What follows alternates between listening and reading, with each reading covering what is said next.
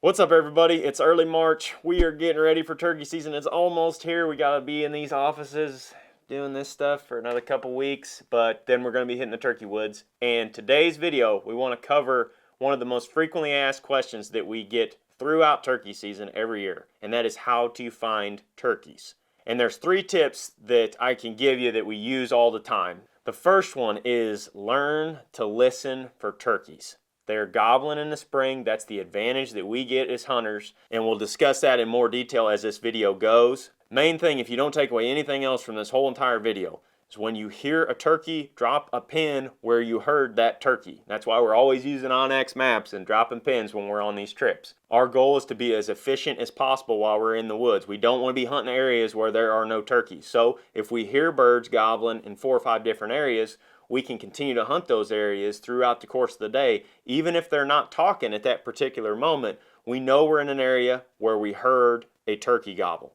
So that's at least putting us in the game. The second tip is to look for habitat diversity. Turkeys have to have water, they have to have open areas, they have to have thick cover for nesting, they have to have big mature trees oftentimes to roost in. They need all these things in a fairly small area to exist. They're not near as adaptable as other things we hunt like deer. So turkeys have to have all these things. And we look for that on the maps before we go to these particular areas. The third tip is to cover lots of ground. You will see us regardless of where we're hunting, in a new area, new state, whatever. We're driving a lot. We're going from spot to spot to spot using the truck. We're hiking a lot. Oftentimes we'll pick a half a dozen spots on onX that look like they have good habitat diversity, and we'll go there and there may be turkeys in 2 or 3 of those areas. You know, we're not going to guess right every time, but the way that we get to all of them is by covering ground. And we're going to get to all these tips in detail. We'll break them all down, but I just wanted you all to understand those 3 things out of the gate right here. Now in the rest of this video, we're going to talk about like actual situations that we've had in the woods. Zach's going to cover a public land hunt that he had in the upper Midwest in Minnesota. I'm going to cover a public land hunt we had in Pennsylvania last spring, and Jake's going to cover a public land hunt that we had down south in Mississippi. All slightly different habitat types, different situations, but you will see us use those 3 main tips throughout all these hunts. How's it going, everybody? You may remember last year I went on a hunt by myself in Minnesota, and it was at the very end of the turkey season. The first thing that I did, obviously, was pick a piece of public land to go. And in this area of Minnesota, you're dealing with a lot of really rolling hills. So on the ridges, on the tops, it's very flat, and that's where a lot of the agriculture is. Down in the bottom, kind of where you have the ditches, creek bottoms that all kind of come together, that's where your hardwood timber is. So once I picked this public area, I had to take what was thousands and thousands of acres down to one specific chunk where I thought, I could at least get in the game, at least a starting point to where I was going to go listen for birds. So let's take a look at the map here and see what we're dealing with as far as terrain and habitat and why I chose this specific chunk. So as you can see here, the parking lot's down the bottom right, and like I mentioned, all across the top, there's this really flat ridge. And from that flat main ridge, there's these smaller secondary ridges that fall down into the creek bottoms. There's 2 major creek bottoms in this piece of public, and they serve as the water source on this piece. So that's one thing that stuck out to me, is there's lots of water here, and that's the first thing that we always look for. Whatever you're hunting, water is a great point to start. So we got the water. Now let's flip over to the hybrid mode here, where we can see more of what we're dealing with. So I was looking at this piece, and I was looking at all of the habitat types that are on the public and on the private right beside the public, because that's going to have a factor in where these birds live. Just trying to make sure that it has everything that the turkeys need in this area before we dive in and start hunting. So first thing I did was start looking at these ag fields. One of the things that I thought was really cool about this spot is it had multiple different ag types. It looks like kind of in the middle here, there's a little bit of corn, maybe beans. In between the corn and beans, there's a strip of what looks like alfalfa, maybe hay, but that's going to cater to a little bit more diversity as well. The other thing that really stuck out to me and kind of plays into the time of the year that I was hunting there was all this native grass buffer that is right between the ag and the hardwoods. That stuck out to me because I think nesting at that time of the year. The turkeys have been breeding now for a while, and the toms usually later in the season are not with hens as much. They're not as henned up. And the reason is those hens are nesting in areas like this where they've got that tall grass, maybe brushy habitat. But if you go along all these field edges, there's a lot of this brushy, grassy type habitat that's going to serve as great nesting. The next thing that I noticed were these secondary ridges that fell out over the creek bottoms. And in our experience, a lot of times we're finding turkeys that are roosted right at the end of that flat ridge right before it falls into the creek bottom. So when I got to this piece of public land, I was really excited, and luckily for me, as soon as I got there and was starting to put my hunting clothes on, I heard a bird gobble maybe 400 yards from the parking lot. I ended up chasing him down through this timber, down this ditch, set up on him a couple times, and then eventually he roosted that evening right where this pin is. So the next morning, birds fly down, ended up kind of going quiet, but then started gobbling again when they either didn't have hens or couldn't find them where they thought they were going to. I kind of kept just following the gobble throughout these ridges, and eventually they kind of set up shop right on this little flat bench. You can tell these topo lines are very spread apart as they drop down into the creek bottom. More spread apart than, for example, on this ridge here, we've got a little bit tighter lines. These topo lines being a little bit spread apart just showed me that there was a little bench there that those birds were hanging out on. That was their spot. That's where they felt comfortable. And I think the reason is because, like we mentioned earlier, there's all this buffer right outside of these ag fields. So these turkeys aren't super far from the ag fields, but they're not in them. I think it's easy sometimes to get stuck on wanting to sit a field edge, but I think a lot of times these birds are tucked back in here a little bit more, and they find a little spot like this where they have everything they need. You know, the water's down below them. The hens are probably up here a little bit closer to the edge where there's a little bit more brushy habitat, and that's where the birds were. And I eventually just got aggressive on them and got as close as I could and ended up getting a shot. It was a super fun hunt. It was a very quick hunt, but I think looking at the map, really making a game plan before I even got there played a big part in the success of this hunt, because I was really focusing in on the time of the year, where the hens were going to be, and then I also focused on water and habitat diversity, and had probably one of the quickest out-of-state hunts that I've ever had. So definitely don't overlook these points that go away from the crop fields. A lot of times that seems like where the toms want to be, because they know those hens are either down in the bottom where there's a little bit more green vegetation, or are closer to that edge where there's that brushy habitat that they like to nest in. Turkey season's right around the corner.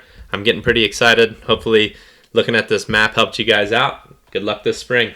Alright guys, for this next example we're going to go down south. We were down in Mississippi in 2018. It was a hunt that Aaron and I had with our buddy Josh Thrash. We had struck out all morning. There was people everywhere. So we decided to start cruising around and checking out new spots, which is something that we do quite a bit. If an area that we had planned on hunting is getting pounded, we'll just pull up on X, start cruising around, bounce around the spots that look good. And we were driving around, we actually saw a turkey on private land not too far away from public, so we decided that Aaron was going to drop me off and him and Josh were going to cruise around a little bit more, check out a couple more spots. And after they dropped me off, I came across some fresh turkey tracks. And it had just rained the night before that, so we knew that they were fresh from that morning. There was a gobbler that had walked down this logging trail that day. So we started following those tracks, and long story short, Josh ended up calling this bird right up past Aaron and I, and we were able to kill him. It was a pretty cool hunt, but after we killed the bird, we really started looking at the map and everything made a lot of sense. As we were walking up that logging road, we struck those birds and we started looking at it, and there was a fresh clear cut, and they responded to us right on the edge of that clear cut. So we got this fresh clear cut that the birds can strut around and feed in. There's another clear cut that's a couple years old that's real thick that the birds can nest in. We had two different drainages that had fresh water running right down through them. And then where we actually called the bird up on the logging road, it was a select cut of pines that was real thick underneath, right next to mature pines that were really open. So a bunch of diversity. Like I mentioned, we had water, a fresh cut over that the birds could strut in and feed in. It was just really a dynamite spot. And when you find spots like this, and all those things in combination with the fact that there's no human sign in there, like I said, that we had the fresh rain, there was no human tracks, only turkey tracks, so we knew there hadn't been pressure in here. And when you can find a combination of all those things, all the diversity that turkeys need, and no human pressure, that's the perfect recipe to consistently run into turkeys. And that's exactly what happened with this spot. I killed the bird, and then the following day, Aaron and I went back in there because there was several other birds gobbling in there. Sure enough, we started out the morning right on the edge of this fresh cutover, and there was 2 more birds gobbling in there. We ended up calling them up, and it was just 2 jakes. But moral of the story is, if you take all those things that a turkey needs, combine that with no pressure, that's how you're going to consistently find turkeys on public, private land, whatever it may be. So look for areas like this when you're hunting down south. We especially like these fresh cutovers. They've treated us really well in the past. They're something that we're always looking for to consistently find turkeys. Hope it helps you out this spring. All right, so our PA hunt last spring, I'll just give you a quick overview. We were hunting in an area of the state where there was tons of habitat diversity. Turkeys were all over the private land, all over the public land. The public land that we were hunting is broken up. You can kind of see a small chunk of it here on Onyx behind me. It's not a big continuous chunk of public land, but there is a good amount of it in this part of the state. The challenge we ran into up there was the weather, because it was windy, wet, and cold, and those types of conditions will completely shut turkeys down. We finally get a break in the weather, and Jake and I decide to go and try to hit up a bunch of different areas to find turkeys. What we did was we spent the last hour of the day driving around and going from spot A to spot B, C, so on and so forth. We drove down this little road right here. We'd seen a turkey right here at this waypoint down this little creek a few days earlier while we were driving around. And on this particular evening, we looked over off the side of the road like 30 yards away, and there was 2 or 3 big gobblers and a bunch of hens right there. They were all running from the road because they saw our truck, but they were headed up onto this hillside back here. So we dropped a pin on those birds, and we didn't spend any more time right there. We left. We dropped a pin. We moved off down the road about, I don't know, probably a mile away. And I'll kick this over to the topo setting so that you can see better what's going on. And we stopped right here where this little second road comes in and intersects with the highway. And I got out of the car. We had to wait for cars to quit driving around so that the traffic noise died down a little bit.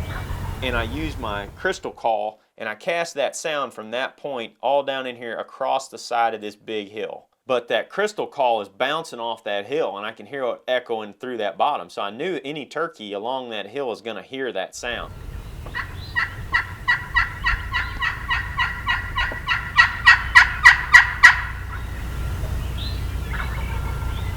Right by those pines, seems like to me. About halfway up the hill. Yep. We heard a bird gobble right here. There was a little patch of cedars right there that you can see in the background of the footage, and that's right where the turkey was. So Jake and I dropped a pin there, and then we continued to do that the rest of the evening. There were still 20 minutes of light left. The turkeys were just going to roost. We drove to another spot just right up the road.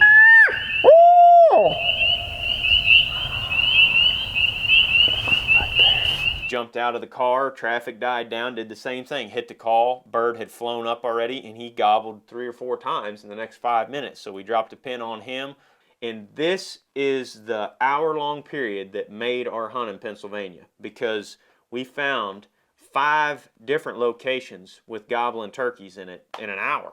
Now, obviously, we can't hunt them in the evening then because you have to quit at noon in PA, but we knew where all these turkeys were roosted at for the following morning. Went in there, should have killed one the next morning, messed up. He came in the back door on me and Jake and saw us and took off. But because we'd known about this other turkey that we heard down the road when I was calling to that hillside, we went back in there about 11:30 and we actually struck that bird. Okay. The turkey was gobbling and slowly working his way towards us, but clock struck noon and we had to bail out of the woods. But we knew that he was in there, so we went right back in there the next morning, eventually heard him, called him right up to the top of that ridge, and just had an incredible hunt. Killed him in like 12 yards, and I just pretty much lost it when I shot the thing.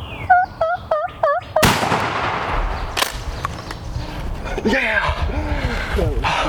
That was intense. I get pretty excited. That's how we got these turkeys. We had to locate them by covering a ton of ground, and picking the right time to go and listen was crucial. And we finally got a few hours that evening where the weather broke and the birds were vocal, and we capitalized on it by identifying all these different areas with turkeys in it. So just to recap these 3 tips that we've used in these examples here. Number 1, learn to listen for turkeys. Number 2, find habitat diversity that's suitable for turkeys. Number 3, cover a lot of ground.